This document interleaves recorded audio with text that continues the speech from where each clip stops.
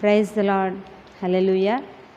మన ప్రభువును రక్షకుడనైన యేసుక్రీస్తు వారి దివ్యమైన నామంలో ఈ వాక్యాన్ని వింటున్నటువంటి నా ప్రియ సహోదరి సహోదరులందరికీ కూడా యేసయ్య నామంలో ప్రత్యేకమైన వందనాలండి. చిన్న ప్రార్థన చేసుకుని వాక్యాన్ని విందాం. మహాగణుడా, మహోన్నతుడా, పరిశుద్ధుడు అయిన యేసు ప్రభువా, నీ పరిశుద్ధమైన ఘనమైన శ్రేష్టమైన నామాన్ని బట్టి నీకే వందనాలు, స్తోత్రాలు, స్తుతులు చెల్లిస్తున్నాం ప్రభు. నాయన ఈ యొక్క మంచి సమయంలో తండ్రి, నాయన మరి ఈ వాక్యాన్ని వింటున్నటువంటి ప్రతి ఒక్క బిడ్డతోనూ మీరు మాట్లాడండి. మీ అమూల్యమైన బలమైన జీవం కలిగిన విలువైనటువంటి మీ మాటలు అందరికీ అందించండి. వినాలనే ఆసక్తిని ప్రతి ఒక్కరికి దయచేయండి. వినుచున్నవి నీ మాటలుగా ప్రతి ఒక్కరూ గ్రహించే కృపనిమ్మని ఈ ప్రార్థన యేసు నామమున అడిగి వేడుకొనుచున్నాం తండ్రి, ఆమేన్. అందరికీ కూడా వందనాలండి. దేవుని వాక్యాన్ని విందాం. దేవుని బిడ్డలారా, ఈ తరంలో మనుషులు ఎటువంటి వారిగా ఉన్నారు అనేదాన్ని ఈరోజు వాక్యం ద్వారా తెలుసుకుందాం. ఈ తరంలో ఉన్నటువంటి మనుషులు ఏ విధమైనటువంటి స్వభావంతో వాళ్ళు ఉన్నారు అనేదాన్ని ప్రభు ఏం చెప్తున్నారో వాక్యం ద్వారా మనము చదివి ధ్యానం చేద్దామండి. పరిశుద్ధ గ్రంథంలో నుండి ప్రతి ఒక్కరూ కూడా తీసుకోండి. మరి లూకా సువార్త 11వ అధ్యాయము 29వ వచనాన్ని మనం చూద్దాం. లూకా సువార్త 11వ అధ్యాయము 29వ వచనంలో వాక్యాన్ని చదువుదాం. మరియు జనులు గుంపులుగా కూడినప్పుడు ఆయన ఇలాగు చెప్పసాగెను, ఈ తరము వారు దుష్టతరము వారయుండి సూచక క్రియ నడుగుచున్నారు. ఒక రోజున యేసుప్రభు వారి దగ్గరికి జనులు గుంపులుగా వచ్చారంట. చాలా గుంపులుగా కూడి అందరూ కూడా ఆయన దగ్గరికి వస్తే వారిని చూసి ఆయన అన్నటువంటి మాట ఇది.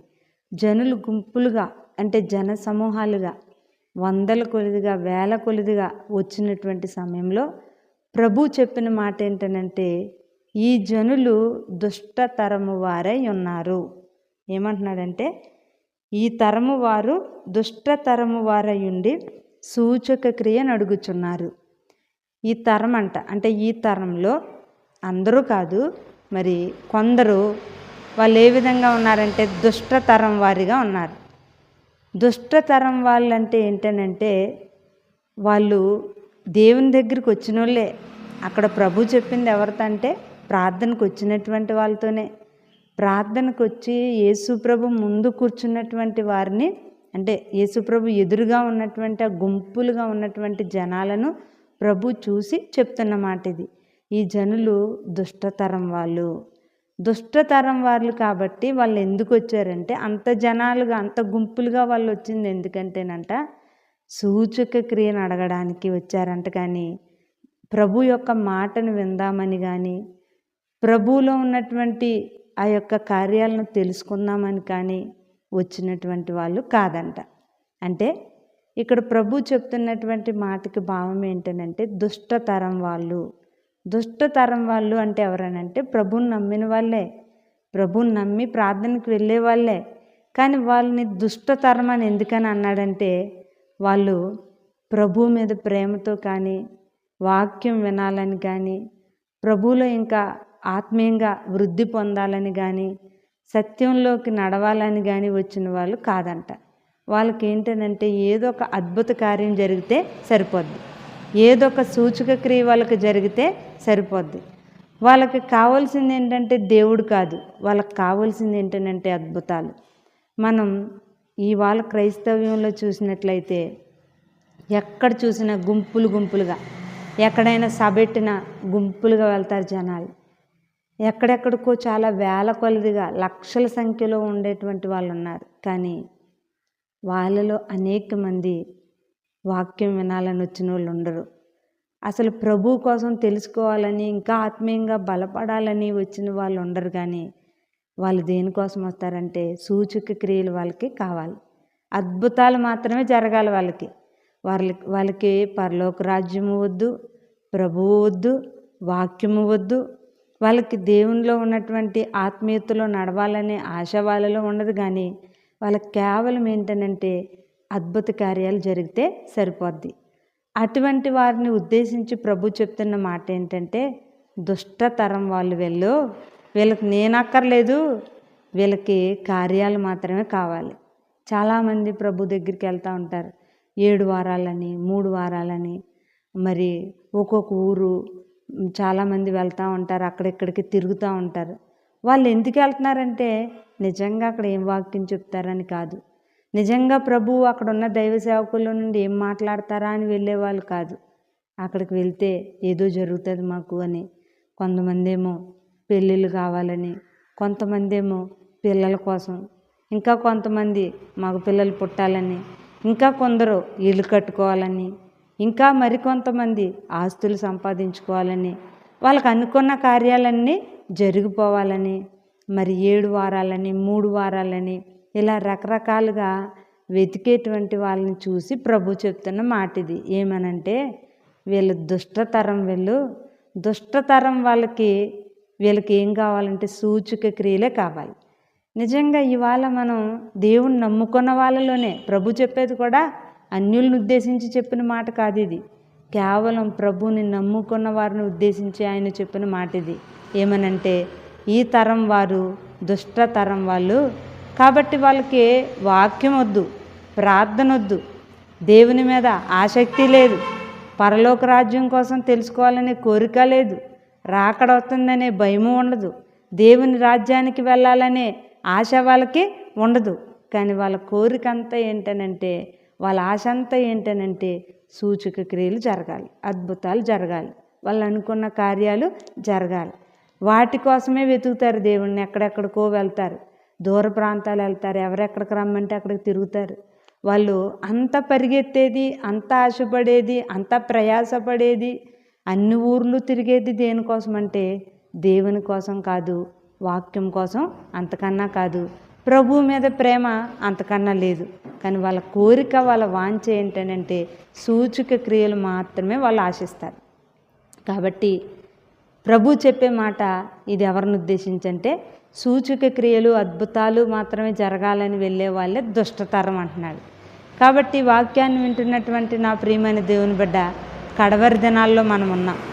ఏదో జరగాలని, ఏదేదో మాకు అది అవ్వాలి ఇది అవ్వాలి అడగటం తప్పని చెప్పట్లేదు, అడగాలి. కానీ వాటి కోసం మాత్రమే ప్రార్థనకి వెళ్ళడం మాత్రం అది దుష్టతరం వాళ్ళు చేసే పని. కాబట్టి ఈ వాక్యాన్ని వింటున్నటువంటి మనం దుష్టతరం వారి వల్లే ఉండకూడదు. దుష్టతరం అంటే ఇప్పుడు అర్థమైంది కదండి. వాళ్ళకి దేవుడు అక్కర్లేదు, యేసయ్య అక్కర్లేదు, ఆయన ప్రేమ, ఆయన రాజ్యం, ఆయన కార్యాలు, మరంటే ఆయన చేయబోయే అద్భుతాలు అవన్నీ ఆయన చేస్తాడు. కానీ వాళ్ళకి కావాల్సింది ఏంటంటే ప్రభు అక్కర్లేదు, వాక్యం అసలే వినరు. కానీ వాళ్ళకి అద్భుతాలు జరిగితే చాలు. ఇంక వాళ్ళు ప్రార్థనకి వెళ్ళేది కూడా ఏంటంటే దేవుణ్ణి ఏం చెప్తాడో విందాం, వాటిని పాటిందాం, ఆయన మాటలు మంచివి కదా, ఆయన చెప్పినట్టు నడుద్దాం అనే ఆశతో వాళ్ళు వెళ్ళరు. కేవలం వాళ్ళ అద్భుత కార్యాల కోసమే ఆయన్ని వెతికే వాళ్ళే దుష్టతరం వాళ్ళు అంటున్నాడు. మొట్టమొదటిగా ఇక్కడ ఈ తరంలో అనేక మంది ప్రభువుని నమ్మిన వాళ్ళే ఎలా ఉన్నారంటున్నాడంటే దుష్టతరం వాళ్ళుగా ఉన్నారు. తర్వాత రెండవదిగా చూద్దాం మనం. రెండవదిగా ఏంటంటే అపోస్తుల కార్యాలు 2వ అధ్యాయము 40వ వచనం. అపోస్తుల కార్యాలు 2వ అధ్యాయము 40వ వచనం. మీరు మూర్ఖులగు ఈ తరము వారికి వేరై రక్షణ పొందుడని వారిని హెచ్చరించెను. ఇక్కడ ప్రభు చెప్తున్నటువంటి మాట ఏంటంటే నా ప్రియమైన దేవుని బిడ్డలారా, 2వ తరం ఇక్కడ అంటే ఈ తరంలో ఇంకా అనేకులు ఏ విధంగా ఉన్నారంటే మూర్ఖతరం అన్నమాట. ప్రభు అందుకే ఏమంటున్నారంటే ఇక్కడ దైవజనుడి ద్వారా చెప్తున్నారు. ఏమనంటే మీరు మూర్ఖులకు ఈ తరం వారికి వేరై రక్షణ పొందండి. మూర్ఖతరం ఇది. మూర్ఖతరం అంటే ఏంటనంటే ఇంక వాళ్ళు ఎవరు చెప్పింది వినరు, వాళ్ళు ఏదనుకుంటే అదే వాళ్ళు చేస్తారు. ఇంకా మూర్ఖతరం అంటే ఏంటనంటే వాళ్ళు దేవుణ్ణి దేవుడిగా ఆరాధించరు, ఏది దేవుడు కాదో దానిని పూజిస్తారు, కానీ సత్యమైన దేవుని వద్దకు వాళ్ళు రారు. ఈనాడు మనం చూడొచ్చు, యేసుప్రభు దగ్గరికి రారు, యేసుప్రభు పేరెత్తితే వాళ్ళకి ఇష్టం ఉండదు, యేసుప్రభు సువార్త చెప్తే వాళ్ళకి అసలే ఇష్టం ఉండదు. యేసుప్రభు శిలువ త్యాగం వాళ్ళకి ఎలా ఉంటుందంటే వెటకారంగా ఉంటుంది. ఎందుకంటే ప్రభువే అన్నారు, నశించుచున్న వారికి శిలువను గూర్చినటువంటి వార్త వెర్రితనంగా ఉంటుంది, కానీ రక్షించబడుతున్న మనకు అది దేవుని శక్తి. కాబట్టి ఇవాళ ఈ తరంలో అనేక మంది ఎలా ఉన్నారంటే మూర్ఖతరం అంటే ఏంటంటే చెట్టుకి పూజలు చేస్తారు, రాతిని పూజిస్తారు, ఇంకా వాళ్ళు సృష్టి అంతటినీ పూజిస్తారు, జంతువుల్ని పూజిస్తారు, మరి రకరకాలుగా ఇంకా భూమి మీద ఉన్నటువంటి ఈ సృష్టిలో ఉన్న మరి రకరకాలైన వాటన్నిటిని వాళ్ళు పూజిస్తారు, మనుషులను కూడా వాళ్ళు పూజిస్తారు. కానీ యేసుప్రభుని మాత్రమే వాళ్ళు అంగీకరించరు, యేసుప్రభుని ఇష్టపడరు, యేసుప్రభు మాటల్ని ఇష్టపడరు, యేసుప్రభు సువార్తని ఇష్టపడరు. యేసుప్రభు సువార్త ఎక్కడ చెప్తున్నారో అక్కడికి వెళ్ళి ఆపుతారు, తిడతారు, ఆటంకాలు పెడతారు. చక్కగా ఏదో కష్టపడి మందిరాలు కట్టుకుంటుంటే వాటిని ఆపుతారు. ఎందుకంటే ప్రభు చెప్పారు, ఇది మూర్ఖతరం. ఈ మూర్ఖతరంలో ఏంటంటే ఇంక వాళ్ళు అనుకున్నదే తప్ప వాళ్ళు చెప్పిన మాటకే లోబడరు. కాబట్టి నా ప్రియమైన దేవుని బిడ్డలారా, ఈ మూర్ఖతరానికి ఏమమ్మంటున్నాడంటే ప్రభు వేరే అంటే మనము మూర్ఖులుగా ఉండకుండా మూర్ఖతరంలో ఉన్న మనము మూర్ఖులకు వేరై రక్షణ పొందాలి. అంటే లోకంతో వేరై ఎవరిలోనికి రావాలంటే క్రీస్తులోనికి మనం వచ్చి క్రీస్తులో జీవించినప్పుడే మనము రక్షణ పొందుకోగలుగుతాం. కాబట్టి ప్రభు చెప్పేటువంటి ఈ మాట ఎవరిని ఉద్దేశించంటే మూర్ఖతరం అంటే ఎవరనంటే వాళ్ళు దేవుణ్ణి దేవుడిగా అంగీకరించరు, దేవుణ్ణి నిజమైన దేవుని యొద్దకు వాళ్ళు రారు, నిజమైన దేవుని కోసం చెప్తే ఊరుకోరు, నిజమైన దేవుణ్ణి తిడతారు, ప్రాణం పెట్టి రక్తం కార్చి ఎంతో త్యాగం చేసి మరి ఎంతగానో పరిశుద్ధుడిగా ఉన్నటువంటి ఆ పరిశుద్ధుడైన ప్రభువుని ఇష్టం వచ్చినట్టుగా మాట్లాడుతూ ఉంటారు. అందుకే అలాంటి వారిని ఏమంటున్నాడంటే మూర్ఖులు. ఈ మూర్ఖులుగా ఉన్న వారికి మనం ఏమవ్వాలంటే వేరే వారితో వాదించవద్దు, కానీ వాళ్ళకి మనము వేరవ్వడం అంటే వాళ్ళకు దూరమై మనం ప్రభుతో ఏకమై జీవించాలని ప్రభు మనకి సెలవిస్తూ ఉన్నారు. కాబట్టి నా ప్రియమైన దేవుని బిడ్డలారా, ఎందుకంటే మనం కొన్ని పరిస్థితుల గురించి విన్నప్పుడు కొన్ని వార్తలు విన్నప్పుడు నిజంగా ఎంత మూర్ఖులుగా అనేకులు ఉన్నారు అని ఎంతో బాధ కలుగుతూ ఉంటుంది. మరి ప్రభు యొక్క సువార్తనే చెప్పుకుంటూ ఒక తండ్రి తన కుమారులిద్దరిని తీసుకొని మరి చక్కగా వచ్చి ఆయన యేసుప్రభు చేసినటువంటి త్యాగం గురించి శిలువ మరణం గురించి చెప్పి, ఇదిగో యేసుప్రభు ఎంత మంచి దేవుడమ్మా, ఇదిగో ఆయన చెప్పిన బోధలు ఇవే అని చెప్తా ఉంటే చిన్న బిడ్డలతో ఆయన వచ్చినటువంటి వ్యక్తిని ఒక రాత్రి వేళ ఆయన కారులో తన బిడ్డలను వేసుకుని నిద్రపోతూ ఉన్న సమయంలో ఆ కారుని మరి పెట్రోల్ వేసి తగలబెట్టేశారు. తండ్రి కొడుకులిద్దరిని అందులోనే పెట్టి కాల్చేశారు. ఇది అందరికీ తెలిసిన విషయమే. మరి ఇలాంటి పనులు చేసేటువంటి వాళ్ళని మరి మూర్ఖులు అనకపోతే ఏమంటాడు ప్రభు? అందుకే అన్నాడు, ఇలాంటి మూర్ఖులున్న సమాజం ఇది. ఈ మూర్ఖులున్న సమాజంలో మంచివాళ్ళు తక్కువ, మూర్ఖత్వంతో ఉన్న వాళ్ళు ఎక్కువ ఉన్న సమాజంలో మీరు మూర్ఖత్వంతో ఉన్న ఈ తరం వారికి వేరుగా ఉండి రక్షణ పొందండి అని ప్రభు మనకి సెలవిస్తూ ఉన్నారు. నిజంగానే చాలా చోట్ల విన్నటువంటి పరిస్థితులు ఎంతో బాధ కలుగుతూ ఉంటాయి. సువార్త చెప్పే వాళ్ళని కొట్టడం, తిట్టడం, లేనిపోయిన మాటలు అనడం, బాధించడం, రకరకాలుగా వాళ్ళని ఏమి అనకపోయినా సరే వాళ్ళు కావాలని గొడవలు పెట్టడం, ఇలాంటివి చేసే వాళ్ళనే ప్రభు ఏమంటున్నాడంటే మూర్ఖతరం. నిజంగా ఎక్కడైనా మరి లోకంలో తిరిగినా ఏమనరు, కానీ దేవుని సన్నిధికి వెళ్తున్నారు అనేసరికి ఇంట్లో వాళ్ళని కూడా ఇబ్బంది పెడతా ఉంటారు చాలామంది. ఇంట్లో వాళ్ళని కొట్టడం, తిట్టడం, ఆటంక పెట్టడం, ప్రార్థనకు మాత్రం వెళ్తే ఊరుకోమని కొన్ని చోట్ల జరిగేటువంటి పరిస్థితులను బట్టి ఆలోచన చేసినప్పుడు నిజంగా ఎంతో మూర్ఖత్వం. ఎందుకంటే యేసు ప్రభు దగ్గరికి రావడం వలన ఒక వ్యక్తి మంచిగా మారతారు. యేసు ప్రభు దగ్గరికి రావడం వలన చక్కటి మార్గంలో నడుస్తారు. ఎందుకంటే ఆయన నేర్పిస్తున్నదంతా కూడా నీతి, యథార్థత. మరి ఆయన దగ్గరికి రానివ్వకపోవడం అంటే అది మూర్ఖత్వమే కదా. ఆయన దగ్గరికి వెళ్ళే వాళ్ళని ఆటంక పెట్టడం అంటే మూర్ఖత్వమే కదా. ఆయన్ని తిట్టడం, ఆయన్ని ఇష్టం వచ్చినట్టు మాట్లాడడం అంటే అది నిజంగా మూర్ఖత్వమే కదా. అందుకే వాక్యం చెప్తుంది, మూర్ఖులకు ఈ తరం వారికి వేరుగా ఉండి రక్షణ పొందండి. అర్థమైంది కదండి. ఇక్కడ ఈ తరంలో 2 రకాల మనుషులను గురించి చూసాం. ఒకటి దుష్టతరం. దుష్టతరం అంటే చెప్పాం కదా, వాళ్ళకి ప్రార్థన అక్కర్లేదు, వాక్యం అవసరం లేదు, వాళ్ళు ఇంట్లో మోకరించి ప్రార్థన చేయరు, ఒక కుటుంబ ప్రార్థన చేసుకోరు, ప్రతిరోజు చక్కగా ఒక బైబిల్ తెరిచి పరిశుద్ధ గ్రంథాన్ని తెరిచి వాక్యము చదువుకోరు. కానీ ఎక్కడికో వెళ్తే ఏదో జరుగుతుందంట, అక్కడ తైలాభిషేక పండగ అంట, అక్కడ తైలం వేస్తున్నారంట, అక్కడెక్కడో అరటిపళ్ళు ఇస్తారంట, ఇక్కడెక్కడో అంజూరు పళ్ళు ఇస్తారంట, ఇంకా అక్కడికి వెళ్తేనంట ఏదో జరుగుతుందంట. ఇలాంటివన్నిటినీ చూసి వాళ్ళు చెప్పే మాటలు విని అలాంటి చోట్లకు తిరిగే వాళ్ళనే ప్రభు చెప్పేది ఇది దుష్టతరం. దుష్టతరంకి ఏంటంటే తైలం జిమ్మితే చాలు, వాళ్ళకి ఇంట్లో ప్రార్థన ఉండదు, భయభక్తులు ఉండవు, నీతి ఉండదు, వాక్యానుసారంగా నడవాలని ఆశ ఉండదు, క్రమంగా మందిరానికి కూడా వెళ్ళరు. కానీ 7 వారాలు 3 వారాలని సూచక క్రియల కోసం, అద్భుత కార్యాలు జరగాలని, వాళ్ళు అనుకున్నది అయిపోవాలని, ఇలాంటి ఆశలతో వెళ్ళేటువంటి వారినే ప్రభు చెప్తున్నాడు దుష్టతరం ఇది. మరి నిజంగా చూసినప్పుడు ఇవాళ చాలామంది వీటి కోసమే, ప్రభు కోసం కాదు, ప్రభు కోసం వెళ్ళరు. అసలు ప్రభు చెప్పేది ఏం చెప్పారు? ఎక్కడ 2 లేక 3 కూడి నా నామమును ఏకీభవిస్తే అక్కడ ఉంటానన్నారు ఆయన. కాబట్టి నువ్వు వారం వారం చక్కగా మందిరానికి వెళ్ళి ప్రతిరోజు నీ ఇంట్లో నువ్వు మోకాళ్ళు వేసి ఏకాంతంగా ప్రార్థన చేసి కుటుంబంగా కలిసి నువ్వు ప్రార్థన చేస్తే ఎన్నో అద్భుతాలు దేవుడు జరిగిస్తాడు. అంతే తప్ప అక్కడెవరో తైలాభిషేకం చేస్తేనే జరిగించడు కార్యాలు, అక్కడెవరో నీకు అంజూరు పండిస్తేనే జరిగించడు కార్యాలు. దేవుడు నువ్వు మంచి బుద్ధితో మంచి స్వభావంతో నువ్వు భయభక్తులతో నీ ఇంట్లో మోకాళ్ళు వేసి ఏకాంతంగా కన్నీరు కార్చి ప్రభువుని అడిగితే ఆయన చేయలేనిది ఏది కూడా లేదు. కానీ ఈ దుష్టతరం వాళ్ళకి అవి తెలవదు, కానీ తిరగడం, ఎక్కడికి రమ్మంటే అక్కడికి వెళ్ళడం, ఇలా తిరిగే వాళ్ళనే ప్రభు అంటున్నాడు. నేను చెప్పట్లేదు ఈ మాట, ప్రభు అంటున్నాడు.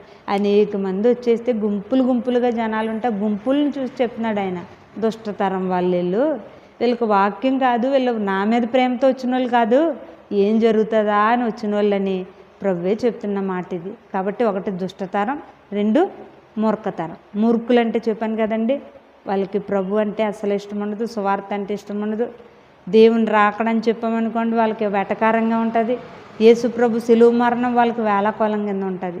ఎందుకంటే వాళ్ళు మూర్ఖతరం, వాళ్ళకి అర్థం కాదు, వాళ్ళు చెప్పినా వినరు. కాబట్టి మూర్ఖతరంతో వేరవ్వాలి తప్ప వాళ్ళతో వాదించి వాళ్ళతో ఏకమైపోకుండా వాళ్ళకి వేరుగా ప్రభుతో ఏకమై మనము జీవించాలని ప్రభు చెప్తున్న మాట. ఇంకా 3వదిగా చూడండి, వాక్యం చెప్తుంది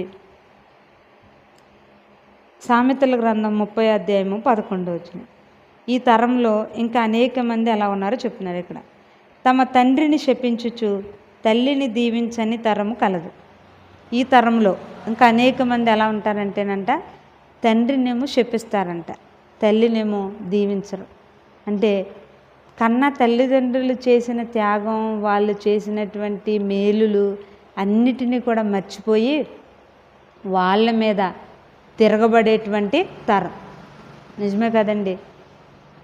మంచి తండ్రి అయినటువంటి యేసయ్యని ఈ లోకంలో కన్న తండ్రి కంటే గొప్పవాడైన, ఎందుకంటే ఆయన కొనుక్కున్నాడు మనల్ని, రక్తం ఇచ్చి కొన్న తండ్రి. అలాంటి తండ్రిని ఎన్నో మంచి బోధలు చేసి ఎందరు బ్రతుకులనో బాగు చేసినటువంటి ఆ దేవాతి దేవుణ్ణి ఎంత దారుణంగా కొట్టి సిలువ వేసినటువంటి తరము. ఈ తరంలో కూడా అలాగే చాలామంది అంటే ఆయన చేసినటువంటి త్యాగాన్ని గుర్తించలేనట్టుగానే కన్నవాళ్ళు చేసిన త్యాగం, వాళ్ళు చేసిన మేలుల్ని గుర్తించకుండా నిజంగా వాళ్ళు చేసినటువంటి దానికి కృతజ్ఞులై వాళ్ళని చక్కగా చూసుకోవడం మానేసి వాళ్ళని శపించుచు, వాళ్ళని తిట్టి అవమానించి, వాళ్ళని ఇంటిలో నుండి కూడా గెంటేసి వాళ్ళని అసహ్యకరంగా మాట్లాడేటువంటి వాళ్ళు ఉన్నటువంటి తరం అంటిది. కానీ దేవుని బిడ్డలారా, ప్రభు మనకు నేర్పేది ఏంటంటే, నువ్వు దీర్ఘాయుష్మంతుడు వగునట్లు నీ తండ్రిని తల్లిని సన్మానించు. ఈ తరంలో మనుషులు ఎలా ఉన్నారంట, తల్లిదండ్రులను కూడా కొడతారు, మరి చాలా బాధలు పడతారు, ఇబ్బందులకు గురి చేసేటువంటి అనేక మంది ఉన్నటువంటి ఈ తరంలో మనం అలా ఉండొద్దు అని ప్రభు చెప్తున్నాడు. భూలోకమంతా చెడిపోయిన కాలంలో ఆ తరంలో మన పూర్వం నోవాహు నీతిమంతుడిగా ఉన్నాడు. ఆ తరంలో అతను ఆ తరం వారి వలె కాకుండా నీతిగాను ప్రత్యేకంగా ఉన్నాడు కాబట్టే కదా దేవుడు ఆయన్ని తప్పించాడు. అలాగే ఈ తరంలో, అంటే దుష్టులున్న ఈ తరంలో, మూర్ఖులున్న ఈ తరంలో, తల్లిదండ్రుల్ని కూడా బాధ పెట్టే వాళ్ళున్న ఈ తరంలో మనము ప్రత్యేకంగా ఉంటూ మనము ఈ తరంలో దైవ భక్తులుగా మరి ప్రభువుని వెంబడించేవారిగా ఉండాలని ప్రభు చక్కగా మనకి సెలవిస్తున్న మాట ఇది. కాబట్టి నా ప్రియమైన దేవుని బిడ్డలారా, దుష్టులుగా ఉండొద్దు. అంటే సూచక క్రియల కోసం మాత్రమే ప్రభువుని నమ్మే వాళ్ళుగా ఉండొద్దు. మూర్ఖులుగా ఉండొద్దు. అంటే ప్రభు విషయంలో ప్రభుని ప్రభుగా ఆరాధించకుండా ఉన్న మూర్ఖులుగా మనము ఉండొద్దు. 3, తల్లిదండ్రులని కూడా లెక్క చెయ్యని, గౌరవించని, వాళ్ళని కూడా కొట్టి తిట్టి చంపే వాళ్ళున్న ఈ తరంలో నీవు నీ తల్లిదండ్రుల్ని ప్రేమిస్తూ వారి యొక్క బరువు బాధ్యతల్లో నువ్వు కూడా పాలు పంచుకుంటూ, వారి కష్ట సుఖాల్లో పాలు పంచుకుంటూ వాళ్ళకి సహకారంగా ఉండేటువంటి మంచి కుమారుడిగా, మంచి కుమార్తెలుగా మనం ఉండాలని ప్రభు చెప్తున్నటువంటి మాటలు ఇవి. అయితే ఇంకొకటి కూడా మనం చూద్దాం. సామెతల గ్రంథం 30వ అధ్యాయము 13వ వచనం. కన్నులు నెత్తికి వచ్చిన వారి తరము కలదు, వారి కనురెప్పలు ఎంత పైకెత్తబడి ఉన్నవి. ఈ తరంలోనే ఇంకా అనేక మంది ఎలా ఉన్నారంట అంటే కన్నులు నెత్తికి వచ్చిన వారి తరం. చాలామంది కోసం మనం వింటూ ఉంటాం, కళ్ళు నెత్తికెక్కి వచ్చి తిరుగుతున్నారు, కళ్ళు నెత్తికెక్కి మాట్లాడుతున్నారు అంటారు. అంటే ఏంటనంటే వాళ్ళ మాట, వాళ్ళ స్థితి ఎలా ఉందంటే కన్నులు నెత్తికొచ్చినట్లుగా, అంటే గర్విష్ఠులుగా. వాళ్ళు చేసే పని ఏంటంటే తెలుసా? ఆ కింద మాట చదవండి. దేశములో ఉండకుండా బేదలను నశింపజేయునట్లును ఖడ్గము వంటి పళ్ళును కత్తుల వంటి దవడ పళ్ళును గలవారి తరము కలదు. ఇంకా వాళ్ళకి బేదలని కనికరం ఉండదు, అయ్యో పాపం అని జాలి ఏమీ ఇంకా ఉండదు. వాళ్ళు కళ్ళు నెత్తికొచ్చున్నారు కాబట్టి ఎవరిని ఎలా మాట్లాడతారో తెలియదు, ఏ విధంగా ప్రవర్తిస్తారో తెలియదు, మోసాలు చేస్తారు, అన్యాయం చేస్తారు. ఎందుకంటే వాళ్ళ స్థితి ఏ విధంగా ఉందంటే కన్నులు నెత్తికి వచ్చిన వారి తరం. ఇవాళ సమాజంలో మనం చూసినప్పుడు చాలామంది ఈ స్థితిలోనే ఉన్నారు. కళ్ళు నెత్తికెక్కొచ్చి దేవుణ్ణి తిడతారు. కన్నులు నెత్తికెక్కి వచ్చిన వాళ్ళు ఏం చేస్తారంటే దైవ సేవకుల్ని తిడతారు. అలాగే మంచిగా ప్రార్థనకి వెళ్ళే వాళ్ళని తిడతారు. పాపాలను విడిచిపెట్టి నీతిగా బతుకుతున్న వాళ్ళని తిడతారు, గర్వంగా మాట్లాడతారు. ఎందుకంటే వాళ్ళు కన్నులు నెత్తికెక్కి వచ్చినటువంటి తరముగా వాళ్ళు ఉన్నారు. దేవుని బిడ్డలారా, వాళ్ళు చాలామంది ఇదే పరిస్థితుల్లో మనకి కనబడుతూ ఉన్నారు. నోటికి ఎంత మాట వస్తే అంత మాట మాట్లాడతారు. వాళ్ళకి ఇంకా దైవ భయం అని ఉండదు. వాళ్ళకి ఇంకా ఎటువంటి మరి మంచి మర్యాద కూడా వాళ్ళకి లేని స్థాయిలో వాళ్ళ ధనాన్ని చూసుకుని, వాళ్ళు వెనుకున్న వాళ్ళకు ఉన్నటువంటి ఆస్తిపాస్తులను చూసుకుని, లేదా వాళ్ళకున్న రకరకాలైన వాటిని బట్టి విర్రవీగుతూ తిరిగేటువంటి వాళ్ళే కన్నులు నెత్తికి ఎక్కినటువంటి వాళ్ళు. కాబట్టి ఈ తరంలో అంటే వాళ్ళు కులాన్ని బట్టి, ధనాన్ని బట్టి, అందాలను బట్టి, లేదా వాళ్ళు ఉన్న స్థితిగతులను బట్టి కన్ను నెత్తికెక్కి వచ్చిన వాళ్ళు లోకంలో చాలామంది ఉన్న ఈ తరంలో దేవుని బిడ్డలమైన మనం ఏ స్థితిలో ఉన్నవారమైనప్పటికీ కూడా ఎంత తగ్గించుకుంటే అంత మనం హెచ్చించబడతాం.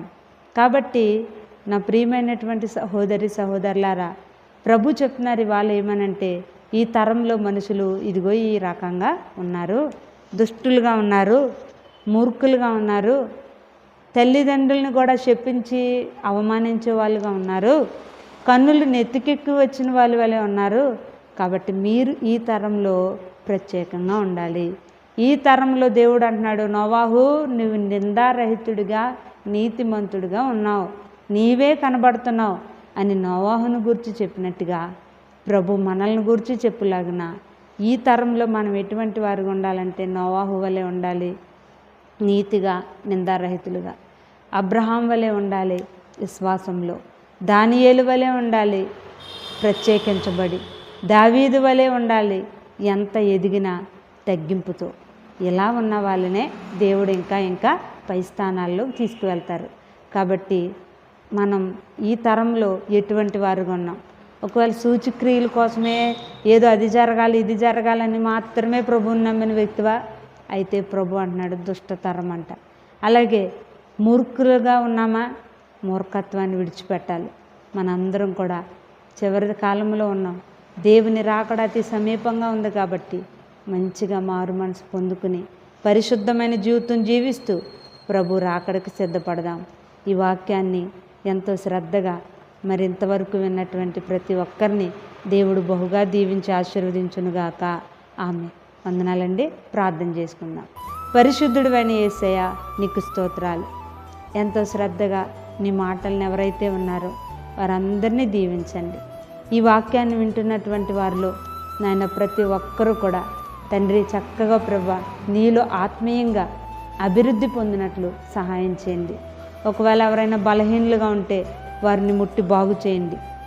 ఎవరికైనా కుటుంబంలో సమస్యలు ఉంటే వాటిని విడిపించండి. నాయన ఎవరు ఏ అక్కర్లతో ఉన్నారో వారి అక్కర్లన్నీ తీర్చండి. కుటుంబాలను ఫలింప చేయండి. ఈ మాటలు వింటున్నటువంటి యవ్వన బిడ్డల్ని బలపరచండి.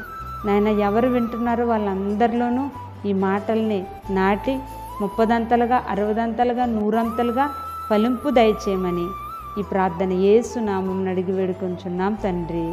ఆమేన్.